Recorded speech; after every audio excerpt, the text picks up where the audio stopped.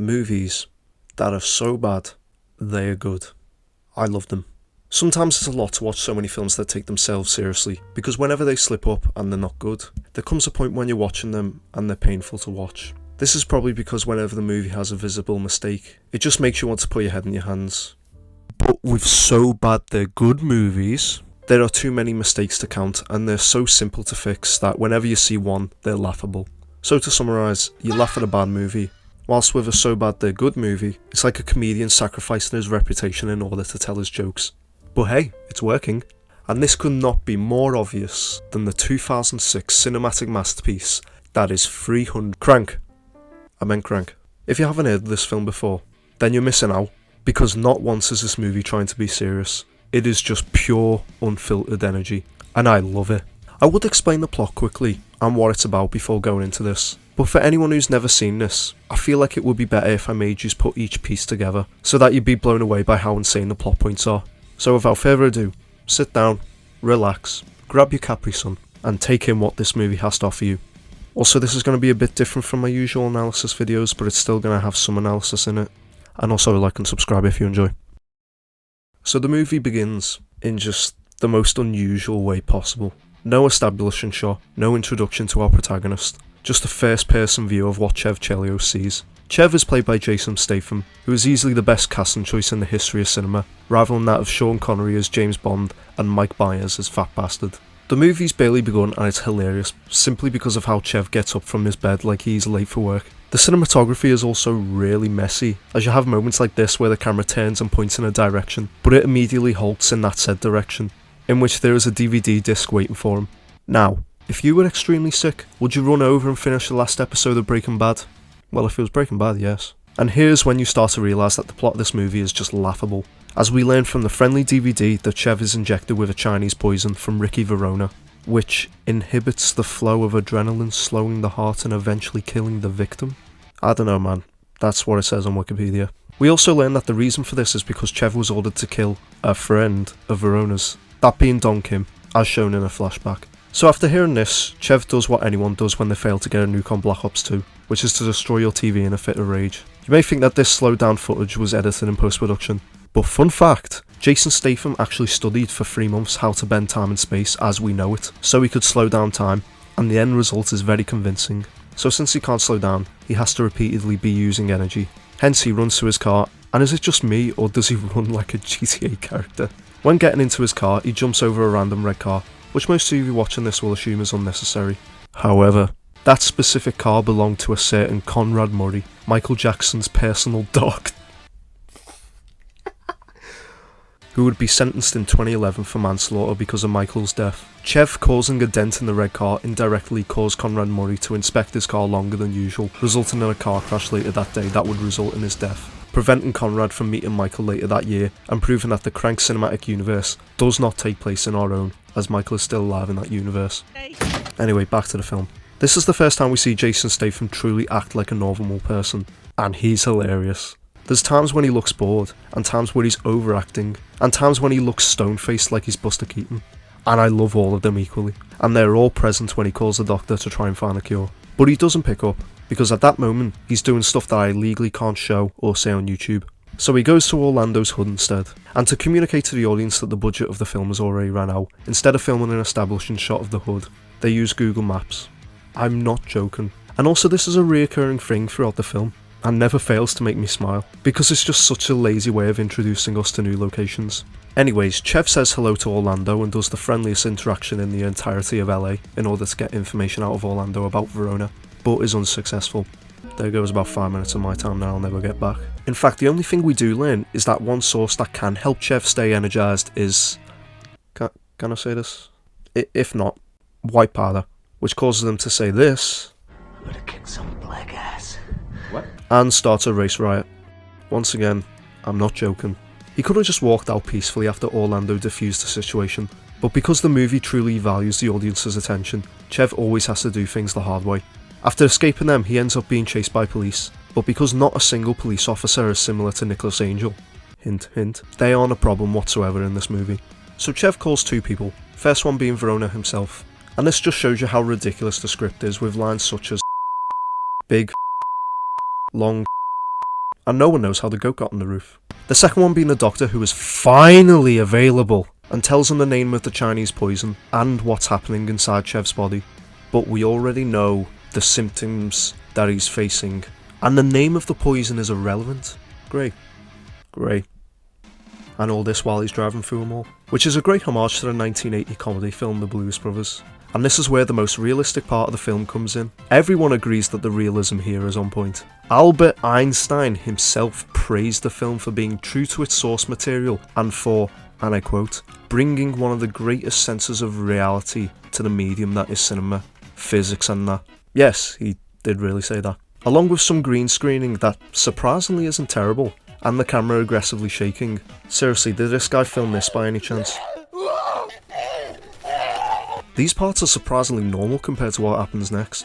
So, there's a taxi, and Chev throws out a passenger and tells the taxi driver to drive. But since he isn't running, his energy gets pretty low, which, if I'm being serious here, is actually a reoccurring problem for Chev that doesn't get thrown under the rug. So that's one good thing about this movie, but that's not what we're here for. So, in order to get energized, he listens to some heavy metal music, which, depending on the music, can work.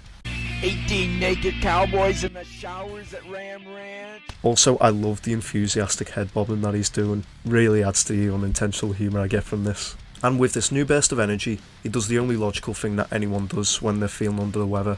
Rob a convenience store of all its energy drinks. But that's not even the most insane thing about this part. The most insane thing is less than 20 minutes. Everything I've told you guys so far has occurred in less than 20 minutes.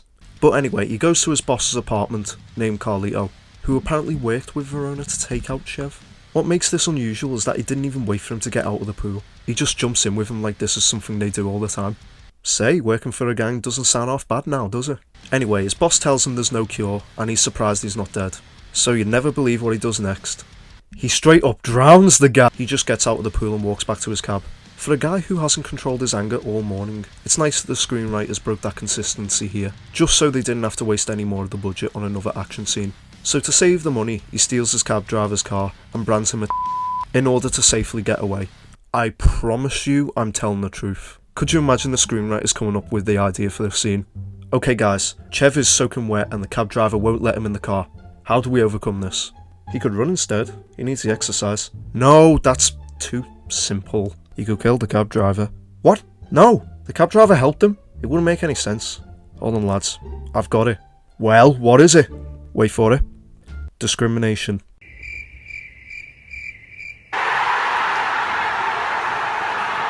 Just a heads up, I'm not promoting discrimination in any way, shape or form. Just want to make that clear. Anyways, he tries to call the doctor again, and what do you know, he actually picks up. To tell us a piece of information over the phone that is more valuable than anything Indian call scammers offer you, which is a cure. That being... actually, I can't remember the name of it off the top of my head. To be fair, Chev also forgets the name of the cure, so at least the movie has some realism to it. Or... not. So he meets up with his friend Kalo, who is a transvestite. That's not me jumping to conclusion, that's what it says on the film's Wikipedia plot section. And to have a man dressing like a woman in 2006 shows how inclusive this movie was, way before people like this were accepted into society. So gold star for predicting the future.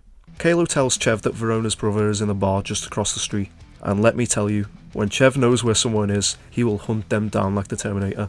I'm serious, look at the way he just walks past this woman. Did I just say walk past? I meant barge into. What proceeds next is another handful of clips I can't show on YouTube. But in short, Chev slices the brother's arm in two like Berlin in 1961, and with a bit of help from Kalo, they murder him. Oh, did you think the brother would kill them both? Heck no, because at this point in the film, Chev is on a relentless. After completing the movie's one and only side quest, there was generally no reason for that to occur except to establish that Chev is actually a threat to Verona, which we already know because of the outlandish crimes he's committed before. He finally gets to the hospital, whilst pushing away an old man. Asshole! I don't care what any of you say, this is a comedy movie. Because to me, this is the point where the movie gets the most obscene, since he doesn't know the drug. Do you think he waits for the staff to maybe help him find it? Or inspect him, since he seems to be profusely sweating? No! What do you think? He disguises himself as a patient and goes looking for it himself. I don't know if I've mentioned this before, but anytime there's a scene where Chev is running in this movie, it always makes me laugh. The editing is very messy, and the camera work could have been filmed by an 8-year-old. And you're telling me I'm meant to take this story seriously. Chev also holds a few doctors at gunpoint. Very normal behaviour. Also, if I do a video about Crank High Voltage, remember this guy. He's important.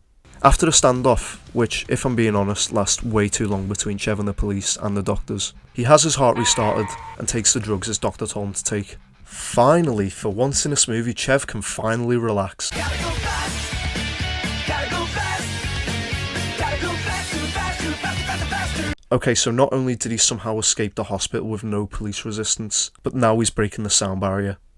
I love this movie. Not only does he continually run for 2 minutes of screen time, yes, I counted, but the music that plays for half of this is simply incredible. It's called Tricks Are for Kids. Yes, I'm being serious. Have I ever lied to you in this video? And I'll put a link in the description to the song because it unironically fits perfectly with the tone of the movie. And it made me burst out laughing the second it started playing. And what didn't help my chronic laughter was the fact that at this point in the movie, it is only now that Chev is wanted by the police. Not when he smashes into a shopping mall, not when he robs the convenience store, now, which is about 35 minutes into the film. And Chev's really excited about being shown on the news, and I mean really excited. I know he may not look it, but he's so excited I have to show the censored screen, just to save this video from getting age restricted. Yay! And to excel that excitement, he steals a policeman's motorbike and recreates this trick from Skate 3, and then just makes a 3-course meal of the concrete he ate upon crashing. What does this add to the movie? Just humour. Am I complaining? Heck no. But what I am complaining about is the fact that when we are introduced to his girlfriend, Chev has miraculously changed clothes. How did he get them? Did he rob them off someone? Did he rob a clothes store? Are they his and he quickly went back to his apartment to get changed? Who knows? Something as basic as this and we're never given an explanation. Now, if there was one thing I'd say about Eve, Chev's girlfriend, is that she's just a stereotype in this movie. Like how it takes her, a woman, so long to get dressed that Chev gets bored and attempts to burn himself with a George Foreman grill in order to maintain his energy.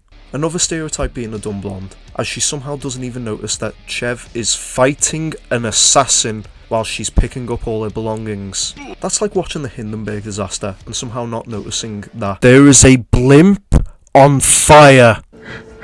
It's so beautiful. But nevertheless, they go out, and Chev tells Eve what he really does for a living, which is an assassin, if you somehow got to this point and didn't know. But some of you may be thinking, how did she not know? But if we assume that she's never seen his apartment, and the fact that he told her he did a completely different job, then I think we can give this a pass. Anyway, obviously Eve doesn't believe him, and thinks he's lying, which is understandable, so she leaves him, and while she's walking off, Chev starts de-energizing, exhausting, is that the word? In short, he's run out of energy, and may die. So he comes up with a quick solution to get loads of energy very quickly. Okay, I'm actually saying this. Chev and Eve start doing stuff in public, in front of people. So here's that black censored screen again. This is riveting content, this. I need to get a job. But the most unrealistic situation in this scenario is when people start cheering them on like they've won the Super Bowl. Please, can I just move on from this scene now? It's just so hard to talk about this without getting age restricted. Okay, so Chev leaves Eve behind and goes to find Verona's men in a Chinese sweatshop. Why does he do this? Well, because the movie wants him to do that.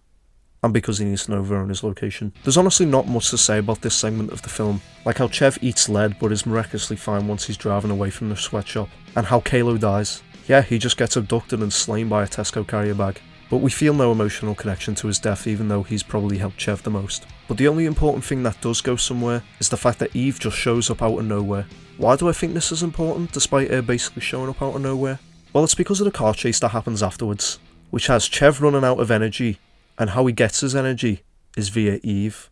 Yeah, you can pretty much see where this is going. Here's that black sensor screen again. You know it too well at this point. Oh yeah, and Chev does end up killing all of Verona's men, because he's Chev Chelios, and he's pretty much impossible to kill. So he finally gets to where the doctor is. I'm surprised it took him this long to get to his doctor. Admittedly, he was on a flight, but Chev being Chev, couldn't he have just clinged onto the wing or something? The doctor finally does what his name alludes to, and he helps Chev's heart condition by giving him this tube thing. I'm actually not too sure what it is, so I'll just put a picture here. But all you need to know is that it helps with his heart. So Chev pays his medical bills like a good American citizen, says goodbye to his girlfriend, and after a cool slow motion montage of him walking in a suit, Too jazzy? he finally gets to where Verona is, at the top of one of the tallest buildings in LA. And he has this weird moment in the elevator with this Asian man after taking some pills to stabilise his condition. I would say he's on a substance trip, but this is the only time in which an occurrence like this happens. And then he's brought to Verona himself. And hey, Carlito's here. Now this is actually a very funny interaction, with Chev repeatedly calling Verona a little bitch, which not only makes him mad, but the cinematographer, as the way in which the sequence is shot and edited is so bad, as they never know what to focus on, even though it's very clear that it's between Chev and Verona and Carlito. So Chev starts losing his patience and starts pointing finger guns at people. You know what, maybe he was on a substance trip before, but only with this one guard standing next to Carlito, who he points and shoots his finger at him. And the guard dies. Okay, definitely a substance trip. Oh wait, it's not Chev, it's Don Kim. Remember the guy who Chev was sent to kill? Me neither. But all you've got to know is that Chev secretly didn't go through with the assassination, and Don Kim's got his boys to back up Chev for an epic shootout. And wouldn't you know, Verona and Carlito survived the shootout because of plot convenience, because they're just better than their henchmen. Both of them make it to their helicopter. Yeah, there's a helicopter. Even if you've never seen this movie, you know where this is going. Except you don't, because Verona kills Carlito, which generally surprised me. But who's there to stop Verona? Is it a bird? Is it a plane? Whatever it is, it has something to do with Chev Chelios, who uses one of his double jumps to grab onto Verona's helicopter. A bit of a scrap breaks out, and what do you know, both of them fall out of the helicopter. And the reason this movie won 16 Oscars, a Nobel Prize in Literature, and the reason its directors got the Presidential Medal of Freedom, was because of their sacrifice in making the scene by actually jumping out of a plane with Jason and Jose. No green screen here, just pure uninterrupted stunt work. Even when Chev snaps Verona's neck midair, the actor Jose Cantillo decides to sacrifice his life in order to get this shot. He definitely isn't alive today. That's just a typo. So with the villain defeated and Chev fallen to the ground, there's nothing for him to do but accept that his life is over. Which in fairness, he does. Oh yeah, do you remember that I said that Chev uses his double jump? There's the second one. And he dies. The end. Or not the end. How?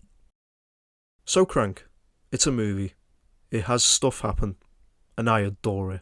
In terms of making videos, I have to rewatch some films multiple times in order to efficiently make sure I've got everything I need to mention. And sometimes they can get a little repetitive. Like for my Nativity review, I had to watch that like 6 times in 2 weeks. And for this video, I had to watch Crank 4 times. But the difference between Nativity and Crank is that I was never bored watching Crank. Even on my 4th viewing, I was still bursting out laughing on multiple occasions. And even though I haven't rewatched Crank High Voltage yet, it too made me scared for my oxygen levels, the amount of times I was laughing. I may make a video on that next, just depends on how well this video does. So choose wisely. And one final note, we hit 300 subscribers, which is mad considering in my last video I was talking about hitting 200 subs. So once again, I can't thank you guys enough for the support. Thanks guys, really appreciate it. Hand reveal at 1000 subs.